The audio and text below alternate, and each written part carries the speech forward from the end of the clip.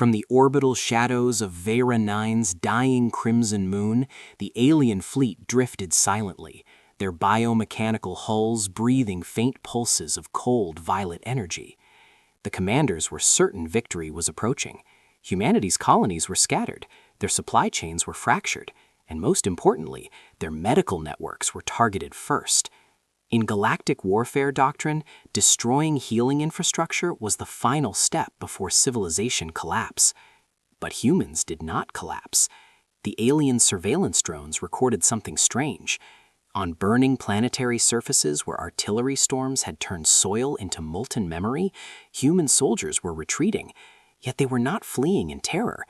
They were carrying others. Wounded comrades were dragged through fields of fractured rock and shattered light. Blood mixed with dust that glowed faintly under alien ion fires. Some humans were missing limbs. Some had internal organs exposed to the vacuum wind of destroyed habitats. Yet the humans were laughing. The sound recordings puzzled the Galactic Council analysts. It was not the laughter of madness. It was the laughter of creatures who had already accepted death and decided death was no longer important. Human vocal patterns during combat showed an anomaly. When mortality risk exceeded 90%. Saving a wounded soldier did not improve immediate battlefield survival ratios, yet humans prioritized it above tactical advantage. Then came the woman. She was not a warrior by human classification. She was a field medic, trained in biological repair sciences rather than destruction algorithms. Captured during the silent siege of a coastal human colony, she was extracted from underground medical shelter tunnels where human wounded were being treated by civilian volunteers. The alien assault was precise.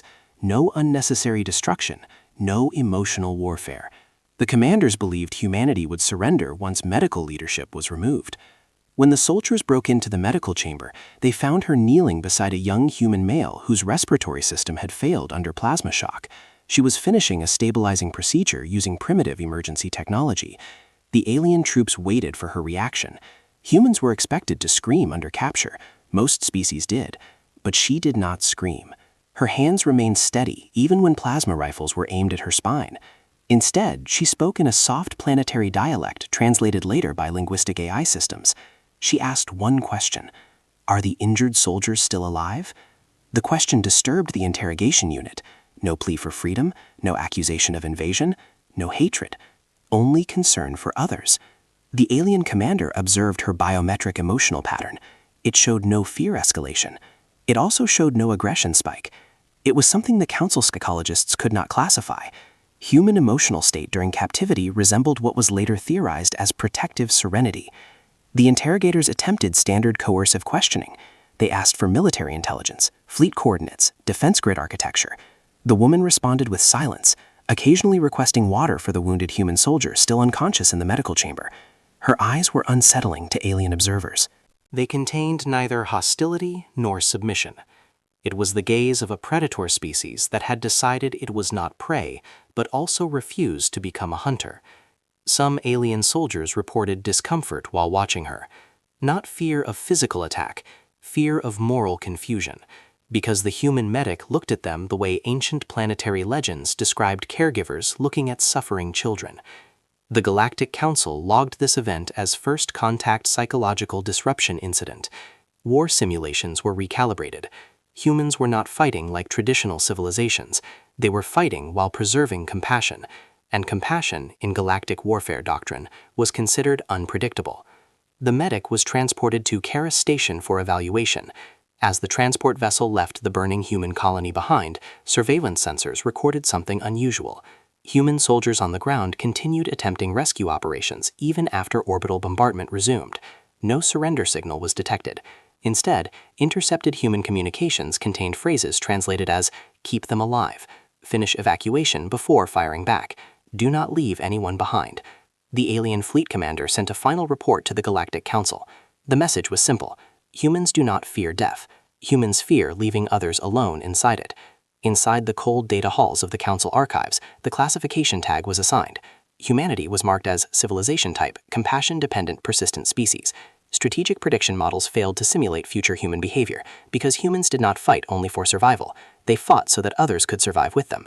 And somewhere inside the dark orbital corridors of alien command space, the first whisper of terror was born. Not from human weapons, but from human mercy. Because a species that refuses to abandon its wounded cannot be defeated by killing bodies alone. And the Galactic Council realized with growing dread that if humanity ever decided to heal its enemies, then the galaxy might eventually fight not human soldiers, but the kindness living inside them. The war was not over. It had only learned the name of its most dangerous opponent, human mercy. And mercy, unlike weapons, could spread through fear, hope, and the strange silent spaces inside every living mind. The alien observers watched the human medic as the prison ship vanished toward Karis Station. They did not know yet that this woman would change the meaning of war, but they felt something unfamiliar growing inside their collective neural networks. The sensation was close to fear and closer to understanding, because the humans were coming, not with fleets, not with gods of destruction, but with hearts that refused to stop healing even the enemy. And that, the Galactic Council realized too late, was the beginning of humanity's silent victory. Karis Station orbited the cold side of the captured moon, like a mechanical god that had forgotten why it was built. The orbital prison was engineered not for chains, but for minds. Its corridors were painted in deep ocean blue, a color chosen by alien neuropsychologists because it destabilized multi-species cognitive balance. The station's ventilation system released low-frequency sonic waves that resonated subtly with neural memory structures, inducing quiet despair over prolonged exposure. Most prisoners broke within 3 planetary cycles. Some forgot their own names. Others stopped speaking. But the human woman walked inside Karis Station without hesitation. Her footsteps echoed softly across metal floors that had witnessed the extinction of 3 warrior species. The biometric scanners tracked her heartbeat. Human biology was considered fragile by galactic standards. Short lifespan, limited radiation resistance, thin dermal protection, emotional instability under isolation pressure. Yet her nervous system showed no panic pattern, no accelerated cortisol signals, no avoidance behavior. She moved as if the station itself was something she had visited before in another life. The guards escorted her through observation corridors toward the holding chambers. Inside the medical wing of Karis Station were prisoners the Galactic Council had deemed strategically irrelevant. Broken warriors from conquered civilizations. A reptilian soldier whose exoskeleton had cracked under plasma shock. An insectoid commander suffering from neurotoxin burns that slowly dissolved memory tissue. A crystalline species whose energy lattice structure was destabilized beyond repair, according to station medical logs. The human medic requested access to them. The station commander allowed it. Not out of compassion, out of expectation of failure. Human medicine, according to galactic academic consensus, was still primitive. Human biological science did not possess advanced quantum tissue reconstruction or interstellar cellular restoration matrices. They believed the woman would realize the futility of her task. Instead, she began working, silently, patiently, methodically. She sterilized wounds using chemical extracts derived from human agricultural ecosystems, substances that alien doctors initially considered unsophisticated. Then she stitched damaged biological membranes using ultra-thin nanofiber strands she requested from the prison inventory database. The request itself puzzled the station administrators. Prisoners were rarely given access to advanced materials, but the council wanted observation data, so they allowed it. The medic spoke softly while treating the prisoners, not like a conqueror speaking to captured enemies, not like a superior intelligence examining lesser organisms, but like someone standing beside another creature that was also afraid of dying alone. She told the reptilian soldier that pain was not weakness. She told the insectoid commander that damaged neural pathways sometimes regenerated when the mind remembered survival reasons. She spoke about planetary gardens on human homeworlds, about children touching water that was warm under sunlight, about wind moving through tall grass fields where humans buried their dead with flowers. The alien prisoners listened. Some did not understand the words, but the tone carried something older than language: comfort. The station guards began experiencing cognitive disturbances. Psychological monitoring units recorded unusual emotional fluctuations among security personnel assigned to watch the human woman. Some guards felt protective instincts rising unexpectedly. They did not understand why they wanted the human medic to remain safe. Others felt something more dangerous, fear that they were beginning to care about a human prisoner. Because war training across the galaxy taught warriors to kill enemies, but humans were teaching prisoners how to survive being alive. One guard was overheard telling another, "If she keeps doing this, I might start believing our prisoners are people." The statement was logged as Security Emotional Contagion Risk Level Elevated. The station commander considered terminating the medical experiment, but the Galactic Council ordered continuation. They wanted to understand human behavioral influence mechanics. Unknown to them, the human medic was not trying to convert the prisoners. She was simply doing what human medical philosophy had taught for thousands of planetary cycles. When you treat suffering, you do not ask whether the patient is friend or enemy. You ask only whether pain exists. During the 5th cycle inside Kyra Station, something statistically impossible began occurring. Several prisoners previously classified as terminal cases started showing physiological recovery markers. The reptilian soldier attempted to speak to the human medic. Its voice was weak. Why do you help those who burned your worlds? The human woman paused. She continued stitching a wound slowly, carefully. Then she answered in the simplest human linguistic structure recorded by alien translators. Because I do not want anyone else to feel what our wounded felt when no one came back for them. The alien prisoner's neural oscillation patterns stabilized after the conversation. Station medical logs marked the event as spontaneous therapeutic resonance. But the security department had a different concern. Human presence inside the prison was beginning to change behavior patterns of both prisoners and guards. Violence incidents dropped by 14% inside monitored zones. Prisoner cooperation increased. Some alien warriors started volunteering to assist the medic during treatment procedures. The station was slowly becoming something it was never designed to be. Not a prison, but a sanctuary. The Galactic Council Intelligence Division sent a confidential warning.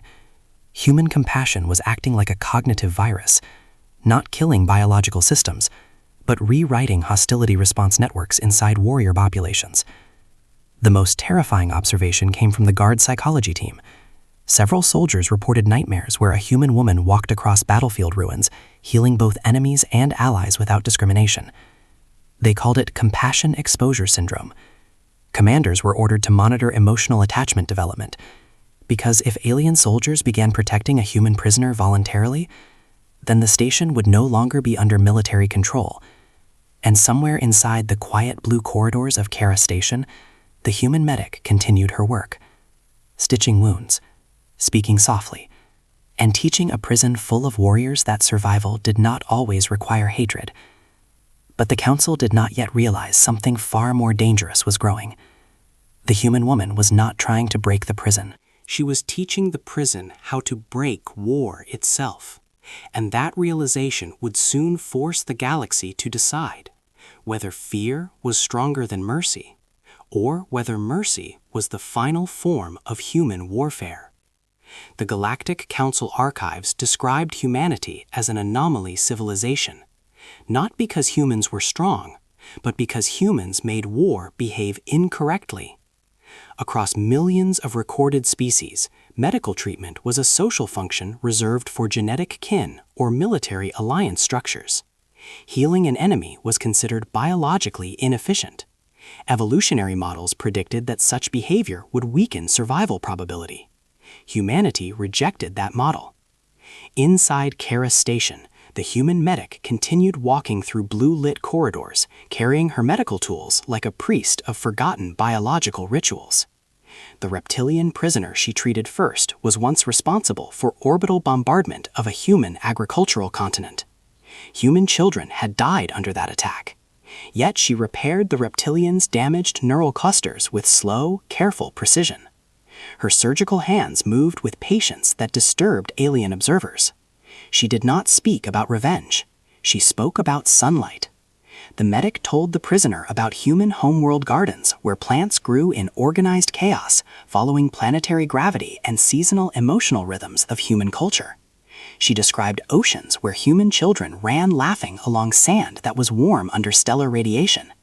She spoke about wind touching skin without burning it. The insectoid warriors listening nearby experienced cognitive resonance disturbances.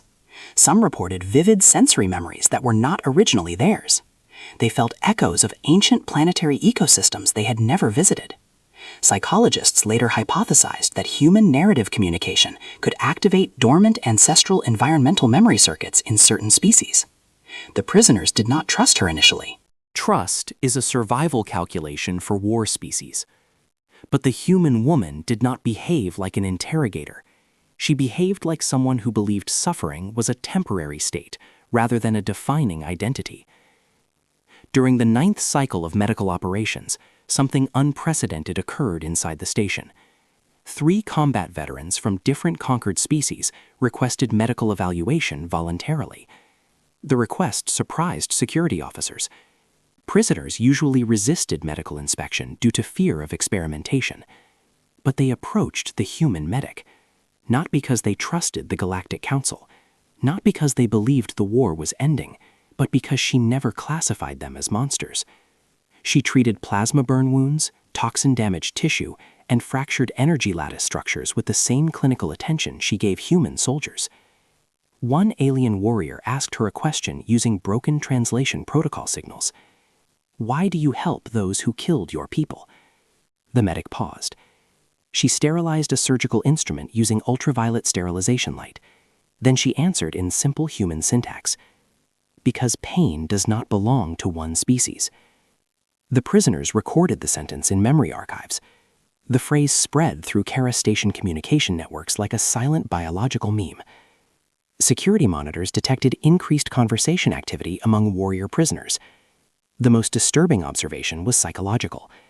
Combat-trained soldiers began reconsidering violence as a primary survival tool. Some prisoners started discussing agriculture. Others talked about planetary ecosystems. One insectoid veteran was observed carefully studying hydroponic nutrient cycles inside the station maintenance laboratories. The Galactic Council Intelligence Division labeled the phenomenon compassion-based behavioral drift. Command authorities realized the strategic danger. War systems depend on hatred maintenance. Soldiers must believe enemies are fundamentally different. Humanity was introducing cognitive symmetry, the idea that suffering could exist inside any intelligent consciousness. On the 12th cycle, a captured war veteran was overheard speaking inside the prison network. The message was translated and archived. If humans can heal monsters, then what are they fighting for? The question was repeated across multiple prisoner groups. It did not spread like propaganda. It spread like curiosity, like something quietly growing inside minds that had spent their lives preparing to kill. Station surveillance recorded emotional state shifts among hardened warriors. Aggression response times decreased by 22% in monitored zones. Some guards reported feeling uncomfortable firing practice weapons near medical wing corridors. They did not understand why. The human medic did not preach peace. She did not request surrender declarations. She only continued working, treating injuries, listening to stories, sometimes speaking about human children playing under sunlight that was filtered gently through atmospheric moisture. Alien prisoners began experiencing emotional confusion. They did not know whether to fear the human woman or protect her. This was more dangerous than rebellion, because rebellion is predictable, but emotional uncertainty inside warrior populations destabilizes command hierarchy structures. The Galactic Council convened emergency psychological warfare assessment meetings. One senior strategist stated a terrifying hypothesis. If humans continue this behavior, war may become socially unacceptable across multiple species. The council members did not respond immediately, because they understood what that meant. If warriors stop believing enemies are monsters, then armies cannot sustain motivation. Inside Kara Station, the human medic finished another surgical repair procedure. She washed her hands carefully, using purified water. An old human medical ritual. The prisoner she treated slept quietly under observation. Alive, not conquered, not converted, just alive. A guard watched her from the corridor. After a long silence, he asked a question in broken human translation. "What are humans fighting for if you heal enemies?" The medic looked toward the blue corridor lights. Then she answered, "For a future where no child must learn how to hate before learning how to speak." The guard did not report the conversation. Inside the station network, the question echoed quietly. If humans can heal monsters, then perhaps monsters are only beings who have forgotten how to stop hurting. And somewhere far beyond Kara Station's orbit, The Galactic Council began preparing doctrines for something they had never fought before. Not an enemy civilization, but a philosophy that could survive war by refusing to become war. And the human medic continued her work. Because healing, to humans, was not weakness. It was how humans remembered they were still alive. The day the high-ranking war captain survived was the day fear was born inside Kara Station. Before that moment, the Galactic Council believed the human medic was simply anomalous. After that moment, they understood she was dangerous. The captain was a veteran commander responsible for orbital bombardment of a human agricultural continent. Human settlements had burned under his fleet's plasma bombardment patterns. Soil ecosystems had vaporized under controlled stellar strikes. He was brought to the station medical corps when his neural system began collapsing due to internal plasma hemorrhage. The station physicians reviewed the scans. The damage was irreversible. Biological consensus predicted death within one planetary cycle. The human medic disagreed. She requested surgical isolation chamber access. Observers later described the operation as something unsettlingly beautiful and horrifying simultaneously. Human biological stabilizers were introduced into the captain's bloodstream through controlled nanofiber transport channels. The medic worked with terrifying precision, repairing neural microstructures damaged by plasma radiation toxicity. The procedure was not gentle. Human medicine, when used in emergency trauma restoration, was not designed for comfort. It was designed for survival. The medic spoke quietly while operating. She told the captain she was not saving him because he deserved life. She said she was saving because life was valuable, even when its owner had forgotten how to protect it. The captain's biological system stabilized. He survived. But something changed inside Kara Station. Alien soldiers began reporting recurring nightmares. In those dreams, human medics walked across devastated battlefields carrying medical tools instead of weapons. They healed fallen enemies first, then allies, then strangers whose species were unknown. Psychological research units labeled the phenomenon compassion-fear syndrome. Warriors trained for millions of cycles to kill experienced instinctive behavioral conflicts. Some soldiers reported sudden protective impulses whenever they saw the human medic walking alone. Security logs recorded multiple incidents where armed guards repositioned themselves unconsciously between the medic and potential threats. The Galactic Council classified these behavioral responses as emotional contagion risk. Several elite combat units refused deployment orders after observing her medical procedures. They claimed they could not fight while remembering the human woman treating wounded prisoners without discrimination. Military analysts faced an unprecedented problem. Human healing behavior was acting like a cognitive weapon, not through violence, but through destabilization of aggression conditioning. War psychology depends on defining enemies as existential threats. The human medic was erasing that definition. Inside Kara Station, the high-ranking captain who survived the surgery woke slowly. His first biological response was confusion. Then, fear. Not fear of the station, not fear of captivity. Fear of the woman standing beside his recovery chamber. Because he remembered her voice during surgery. She had told him he was not an animal. She had told him pain was not punishment.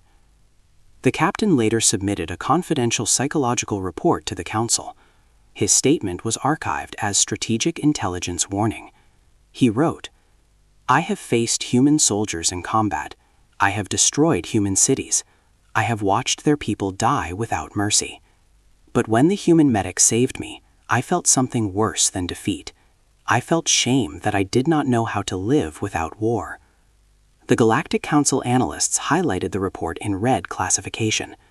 Shame-induced cognitive transformation inside warrior populations was considered a civilization-scale security threat, because warriors who feel shame for violence may refuse to continue fighting. Station surveillance data confirmed the trend. Aggression incident rates dropped among units stationed near the medical wing. Some soldiers began volunteering for non-combat duties. Others requested medical checkups even when not injured. The human medic did not encourage these behavioral changes directly. She simply continued her work, treating plasma burns, repairing damaged neural pathways, listening quietly when prisoners spoke about lost planets. But the most terrifying observation came from dream simulation monitoring systems. Warriors trained for death began dreaming about human medical corridors where wounded soldiers from both sides rested peacefully. military psychologists reported the emergence of what they called protective compassion instinct.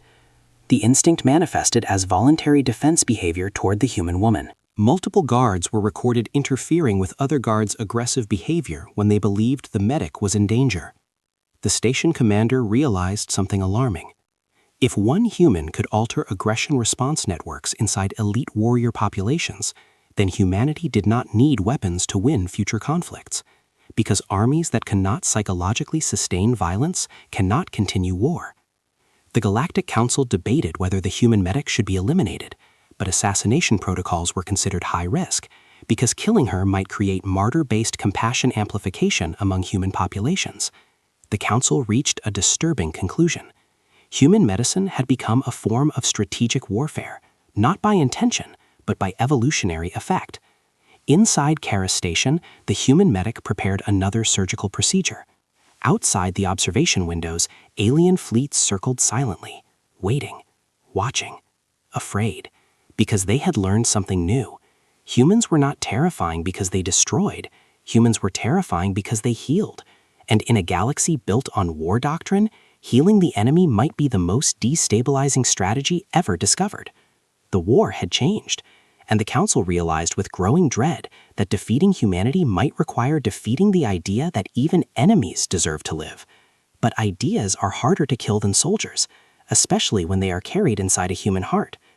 End of section, transition to escalation arc, where the medic becomes a galactic psychological symbol. Outline section 5. The galaxy begins to whisper human name. Word count 1,000. Summary 200 to 300 words. News of the human medic spread across 17 star clusters. Prisoners spoke about her in low voices. Some called her the White Shadow. Others called her the enemy who cures. Merchant ships carried rumors that humans were breeding soldiers who could forgive enemies. This was more frightening than any superweapon. Because civilizations that learn to forgive are impossible to predict in war doctrine. Alien scientists studied human historical archives. They discovered ancient human warriors who carried both weapons and medicine. Human soldiers historically fought while carrying emergency healing equipment for enemies. The concept was statistically anomalous. No other species evolved combat empathy. The Council debated extermination strategy. One faction argued humanity must be destroyed before their ideology of compassionate warfare spreads. Another faction feared that killing humans would only create martyrs who would inspire galactic rebellion. Meanwhile, the medic continued working inside Kara Station. She started teaching alien prisoners basic medical triage. Some prisoners began assisting her voluntarily. Security reports showed guard loyalty declining, not through rebellion, through emotional realignment. The station was becoming human. The galaxy speaks in many voices. Planetary winds carry electromagnetic whispers. Gas giant storms sing in frequencies older than organized civilization. And now, somewhere between 17 star clusters, a new sound was spreading. Humanity's name. It began inside prisoner communication channels. Low, careful, almost reverent conversations. The White Shadow walks inside Kara Station. The enemy who cures does not kill. She touches pain like it is a living animal and asks it to sleep. Different species assigned different titles to the human medic. Among reptilian warrior clans, she was called the White Shadow. Among insectoid military tribes, she became known as the enemy who cures. Among merchant fleet civilizations, she was feared as the architect of predictable unpredictability. Because civilizations that learn forgiveness cannot be modeled through conventional war algorithms. Military doctrine depends on predicting enemy response patterns. Human compassionate behavior broke predictive modeling systems. Rumors spread through trade communication networks. Some merchants claimed humanity was secretly engineering soldiers trained in combat empathy, warriors who could fight without hatred, soldiers who could forgive enemies after victory. To most civilizations, the concept was more terrifying than planetary annihilation weapons. Superweapons destroy cities. Compassion-based warriors destroy the emotional foundations of war itself. Alien historians began studying human military archives. They discovered ancient human battle traditions that confused strategic scientists. Human soldiers historically carried medical emergency equipment alongside weapons, not only for allies, sometimes for enemy combatants. Records from primitive planetary conflicts showed human warriors treating wounded enemies after combat. The Galactic Science Council published a confidential report. No other known species had evolved combat empathy as a stable survival trait. Most intelligent life forms separated healing behavior from combat behavior during evolutionary development. Humans merged them. The Council convened emergency ethical warfare strategy conferences. One political faction argued humanity must be destroyed before compassionate warfare ideology spreads across the galaxy. Their logic was biological containment theory. If humans survive, other species might adopt similar behavioral models. War as economic and social structure would collapse. Another faction disagreed. They warned that killing humans could generate martyr-based ideological resonance. Human civilizations historically responded to perceived injustice by increasing resistance cohesion. The assassination of compassionate figures could transform them into cultural symbols stronger than armies. Meanwhile, inside Kara Station, the human medic continued working. She began teaching basic medical triage techniques to alien prisoners, not as a forced educational program, but through demonstration. She showed how to stop bleeding using pressure patterns, how to stabilize fractured biological structures until advanced treatment was available. Some prisoners volunteered to assist her, not because they trusted the Galactic Council, but because helping others reduced their own psychological suffering. Security monitoring systems detected gradual loyalty realignment among station guards. No rebellion occurred, no armed uprising. Something quieter happened. Some guards stopped reporting minor procedural violations involving prisoners. Others began escorting wounded prisoners voluntarily to the medical wing. Station command authorities became concerned. The station was transforming culturally, not through violence, but through emotional restructuring. The environment was becoming psychologically human. Maintenance reports showed reduced aggression noise levels inside monitored corridors. Prisoner cooperation indices increased by 18%. The human medic did not preach political ideology. She only continued medical work. One night cycle inside Kara Station, an alien prisoner approached her. It was a former fleet officer who had destroyed multiple civilian habitats during the war. Its voice was unstable. Fear and curiosity mixed inside translation output signals. "Human healer," the prisoner said. "If you can heal monsters, then what are monsters?" The medic thought for a long moment, then answered, "Monsters are what people become when nobody teaches them how to stop hurting." The sentence was recorded across station communication networks. It spread silently, not as propaganda, but as philosophical infection. Military psychologists later described it as moral reflection cascade. Warrior populations exposed to the statement began questioning combat purpose narratives. The Galactic Council Intelligence Division issued a warning. If the trend continued, interstellar warfare recruitment would decline across multiple species. Some council members proposed eliminating the human medic immediately. Others feared direct action, because by this point, millions of alien citizens had heard rumors about the woman who healed enemies. Killing her could trigger cross-species civil unrest. Inside the medical wing, the medic finished another treatment procedure. A wounded insectoid warrior moved its mandible slowly, speaking in broken translation signals. "Why do humans fight if humans heal enemies?" The medic replied quietly. "Humans fight so that someday healing will be enough." The prisoner remained silent for a long time. Outside the station windows, distant star clusters burned like ancient eyes, watching a civilization that had learned something dangerous. The galaxy was beginning to whisper one human name, not as a threat, not as a promise, but as uncertainty, because uncertainty is the beginning of fear, and the galaxy was afraid that humanity might win wars without fighting them. The galactic fleet prepared for invasion. For the first time in recorded interstellar history, humanity was the target of a coordinated multi-species strike formation. War doctrine predicted human retaliation. Humanity had survived countless planetary conflicts, but the Council believed orbital bombardment of Earth would break human-resistant psychology. The fleet commanders were certain of victory, until the human transmission arrived. The message contained no threats, no military coordinates, no declarations of vengeance, only one request: return our medic. The communication was repeated across every major Galactic Council channel. The tone was not aggressive. It was not diplomatic negotiation. It was quiet, almost patient, like a parent asking a child to bring something back that was borrowed. The Council analysts initially assumed the message was deception. Human military strategy historically contains psychological misdirection elements. But then something impossible happened. Human ships entered border space. They came in thousands. Civilian vessels, not war fleets, not defensive formations. Thousands of human spacecraft gathered silently along the galactic boundary zone. Long-range scanners confirmed internal passenger composition. Inside each vessel were human families, doctors, volunteers. Children were present in some ships under protective biological containment fields. They were carrying medical supplies, not weapons. Human leadership transmitted another message.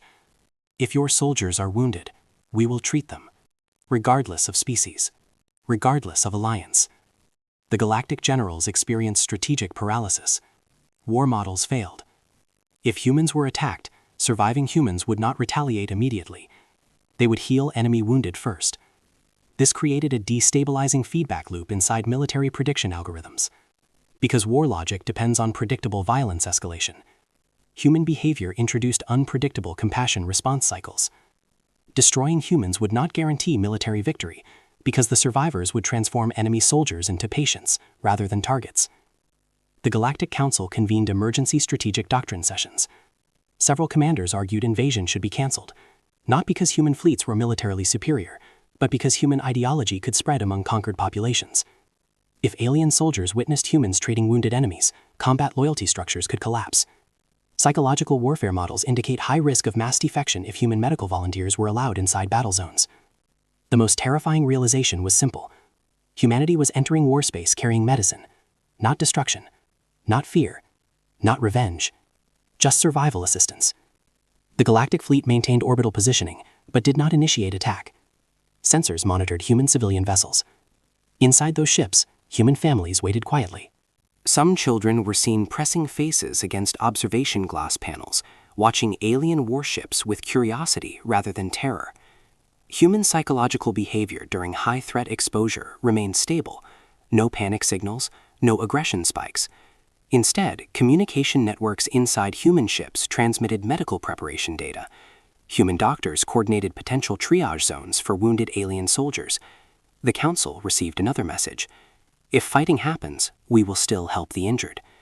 This statement was strategically devastating. Because war depends on defining enemies as morally separate entities, humanity was refusing that separation. Meanwhile, inside Kara Station, the human medic was escorted toward release transport. The decision was not made because alien forces feared immediate military defeat. Their fleet numbers were still superior. Their weapon technology remained advanced. But the Council had calculated long-term civilization risk.